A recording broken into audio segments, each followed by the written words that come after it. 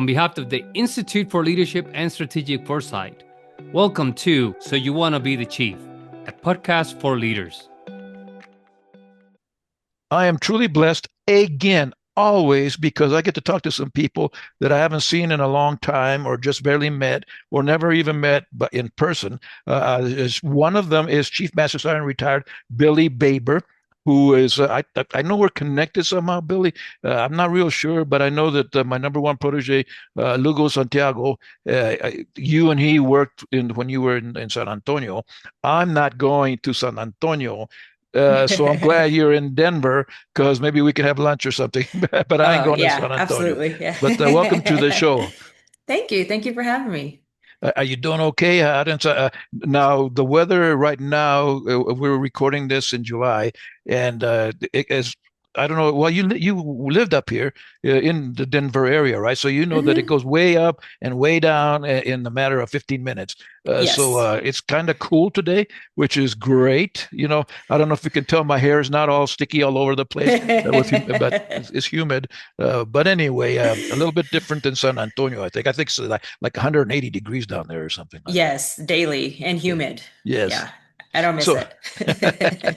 so how long did you serve in the Air Force? 26 years. Okay.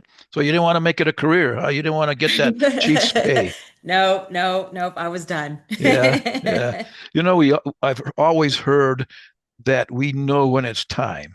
And Hmm. I'm a slow learner because it's still not time. I still haven't, I can't. They say I've retired, but I tell people I did not retire. I refired because I'm Hmm. doing more different things than I did before. And yeah, I'm not getting paid for it, but at least I don't have to answer to the man anymore. But I do Right. answer to the woman. When Deb calls, Yes. whatever she says, yes, dear, yes, dear. We've been together 47 wonderful and fulfilling years, so I know what it Wow. takes. But um, Yeah. but anyway, uh, what did you do on active duty?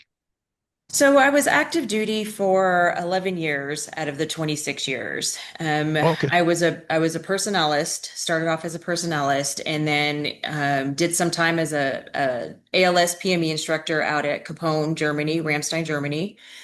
Still by far my best assignment. Yeah. And When while when we were you were, there? I was there 2002 to 2005. Okay, so you got there when I left. Okay, so we didn't cross paths at No, all. no, they Okay. threw me out in 2002. Okay. Yeah. So actually that's where I crossed paths with Lugo there too, because he was at the ALS. And I think I actually even replaced him there. Ah, Um yeah. And so while, my husband is active duty as well, and while we were in Germany, I was very blessed to give birth to my twin girls.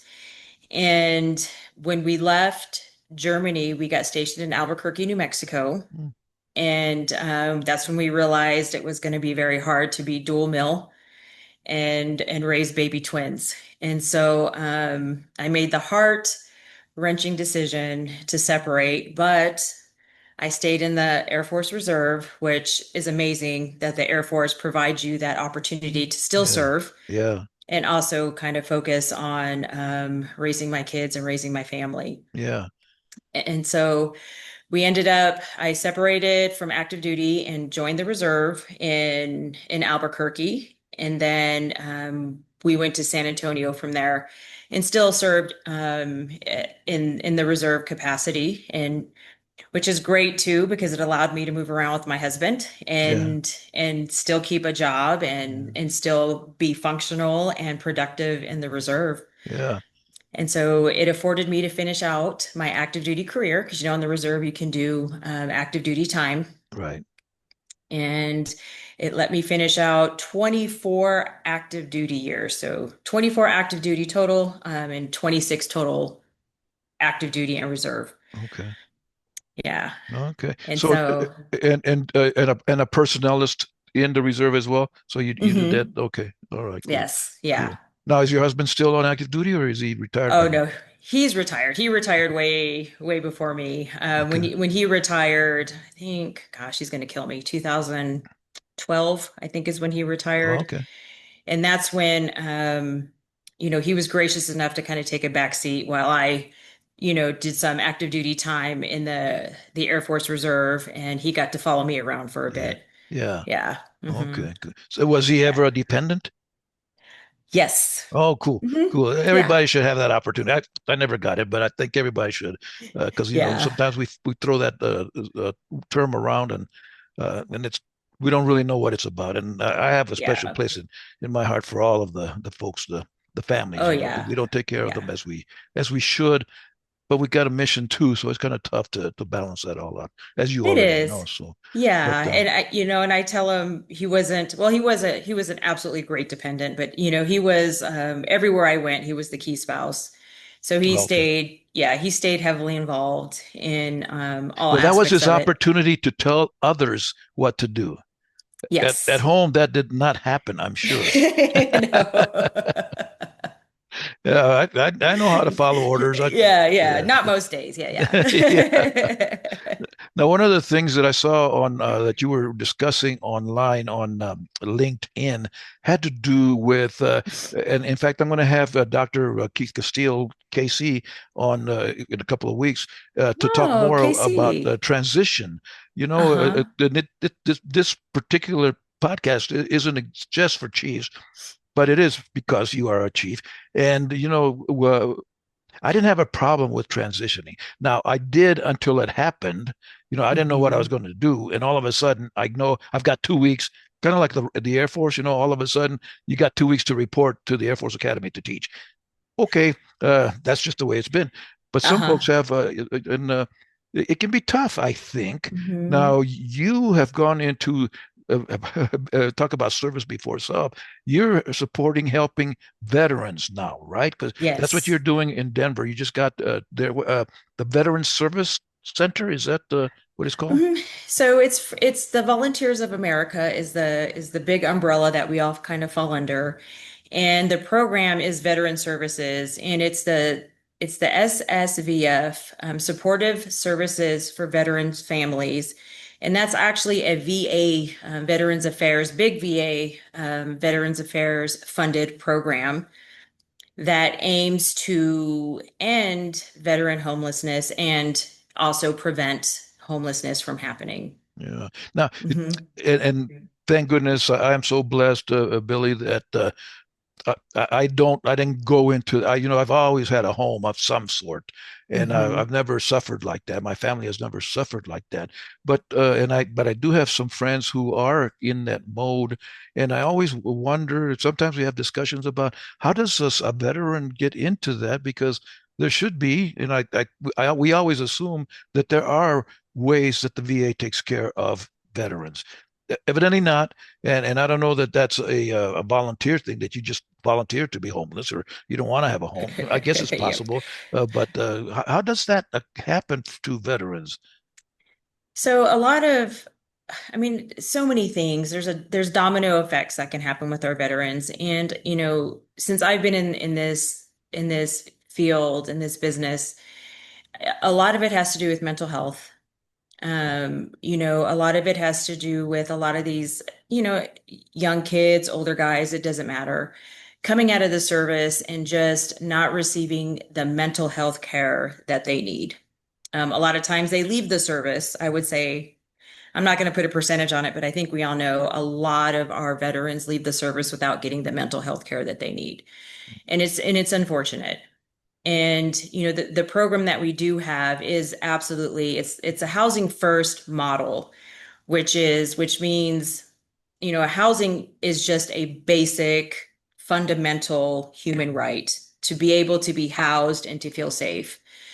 And so we go by that concept because there's no prerequisite. You don't have to meet anything.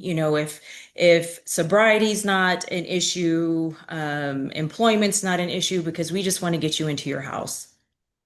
And a lot of times when we do get them into stable housing, some of them can't keep it because of the mental health aspect of it. And unfortunately, we are a housing stability program. We can refer to mental health organizations that can help. And we are very lacking in that world, I think, everywhere around the nation when it comes to mental health.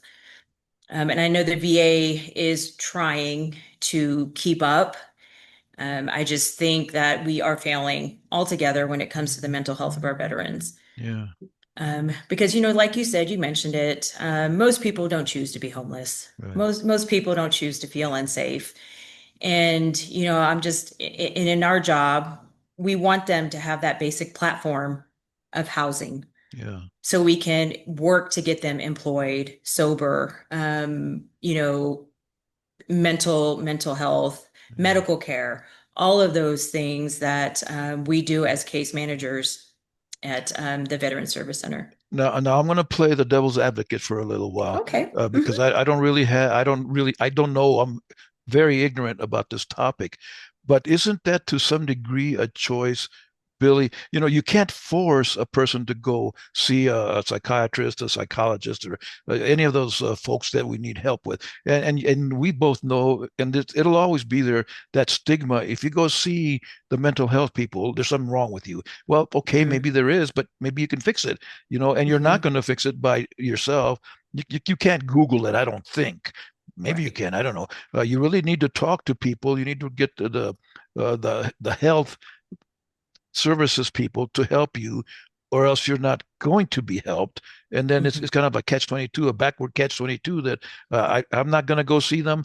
Okay, but then you live this life that's not, that you could live better. Does that Right. make some sense there? And again, I don't want to bash anybody, but No. in any way, but in a Hmm. way, it's a choice. I'm not going to get help. Well, then it's going to get worse. Yeah. And so the hope is with this program, Chief, is, once we get them stable, they'll want to start getting that help. Once they feel safe and once they feel secure and once they have a network of support, that they will want to get that help. And we see it more times than not. When you're living on the streets daily, your your mental health is deteriorating. It's just there's no ifs, ands, or buts about it. PTSD comes into factor. You don't feel safe every night. You always feel like you're fighting, fighting for food, fighting for your life, fighting for whatever's out there on the streets. But you're right, it's a choice for some. I think when you depending on what mental ailment that they're having, a lot of them, we've ran into schizophrenia, we've ran into, very, very intense cases of PTSD where they're just, they don't have their faculties about them to really make decisions based off of their mental health. And we refer them to mental health facilities, and sometimes they get admitted, sometimes they don't. And it's a very sad thing when they don't. And we as case managers now we have to work to make sure that they are safe Yeah, and checking in with them every day, because a lot of times the one of the horrible things about jobs in social services and especially the homeless is you can't save everybody. And it's heartbreaking when you can't. yeah, But we do have resources out there to kind of track them, yeah, to make sure that they stay alive and fed and healthy. yeah. But ideally, yes, we want them off the street and we want them in stable housing. Now, do these I'll call them symptoms for lack of a better word, do they begin on active duty, Billy, or is that something that all of a sudden happens in a new environment because you're not, you know, I didn't even, I couldn't fathom being a quote civilian, and I'm not, I Hmm. never will be. Right. But so I was blessed that I went out of active duty to the academy to teach and all that. So and still, like, wherever I go, I'm still the chief, the Yes. ruggedly handsome chief. You know that, right? Okay. Yes. And so I still, that's still part of my identity, and it will be till I am no more. But uh, Uh-huh. but these issues, these problems, do they start in an active duty? And can we as leaders, particularly chiefs, help that along before even, before you don't have the chief, before you don't have the system, the active duty system to help you? Does that Right. does that I would occur? say, yeah, I would say both. I would say both. A lot of the young clients that I have right now are, when I say young, 25 to 35 range, which is pretty young to be homeless coming out of the military. What's crazy right now, I have three clients who are, they separated from the Army as combat engineers. All three of them had separated under other than honorable conditions, because they got into drugs while they were on active duty. Um, and in my opinion, I'm not a doctor, but self-medicating. All three have been in combat, in their 4-year period more than once, probably I would say more than twice. And so they come back and they self-medicate. And this particular service was the Army, discharged them other than honorable and sent them to the VA, and they were done with them. Mhm. And so, being young, they don't necessarily go straight to the VA after they separate. They end up on the street, they end up couch surfing, they end up in shelters. And then, because we also do outreach, we go out and find veterans who are homeless and we bring them in and we intake them and hopefully we can help them. So we do a lot of outreach where I work as well. And I think these guys come in already kind of with PTSD, all of the things that you get, unfortunately, when you are in war. And being on the streets just exasperates it and does make them worse. So I think a lot of it, I'm not going to say all of it happens when they're on active duty because I'm just not the expert in that field. But the ones that I have been seeing, I see both. Mhm. I see both. Yeah. And trying to get them into to get help, and also to see like the VSOs, right? The veteran service officers who help them file their disability claims. And those guys are overwhelmed as well. I mean, it's just amazing. And then so we turn to nonprofits who help these veterans file for disability claims. And the nonprofit world, especially here in Colorado, is amazing. It's amazing.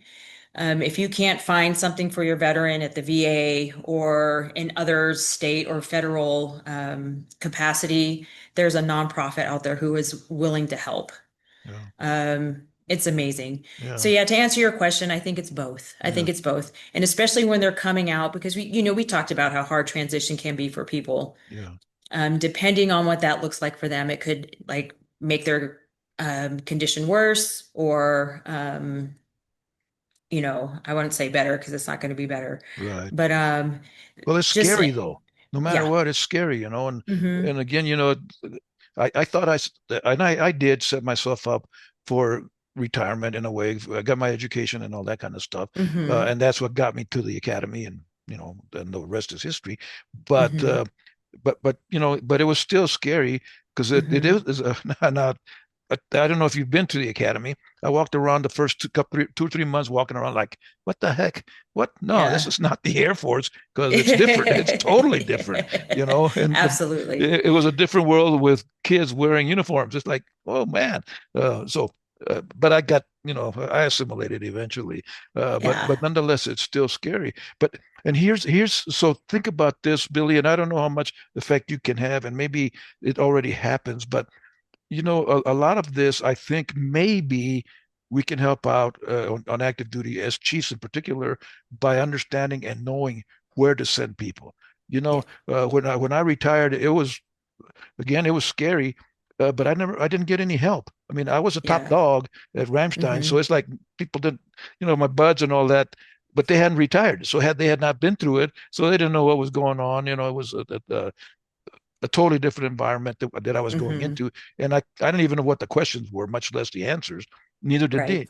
they. So I Hmm. think maybe there's value in training, teaching, at least informing us chiefs, the active duty chiefs, the leaders that, hey, send them this place to send them. Now, I was in family support, but I was in Germany, so we didn't have many people retiring out there. In the Hmm. States, I think it's a little bit different. But if we're more educated about where to send people, maybe we can do better by sending them. Because still to this day, I don't know where I would send someone. I'd call you. I say, hey Billy, where do I send Yeah. this guy? Because I have no idea. But and again, with all the stuff that's going on, and include the families. Yes. Now that even, Hmm. whoa, does that make it, that blows it all up because Yeah. it's multiplied by each person, What's my wife going Yes. to do? Now, although Yeah. like coming from overseas, as you know, maybe it's better for the spouses because they can find work. Where overseas, they're Hmm. not going to find work. But the Right. kids, they're going to different schools. They got, everything Hmm. is going. So anyway, that's a suggestion. If you could pass it up, educate the leaders on at least where to send them, because we all say the Hmm. VA, but where's the VA? Right. I end up in Colorado Springs. I have no idea where the VA is. Now I do Yeah. because I go over there way too often. It ain't old Hmm. age. It's the altitude. I use that too. But it's true Yeah. for me. Yeah. Yeah. No, I mean, Chief, you're absolutely right. I think and believe it or not, I'm the only veteran that works in the Veteran Service Center right now. Yeah. Really? Wow. And so, I'm finding out a lot about these guys. They absolutely want to help and they want to be there for our veterans, but they just have no idea. They have no idea.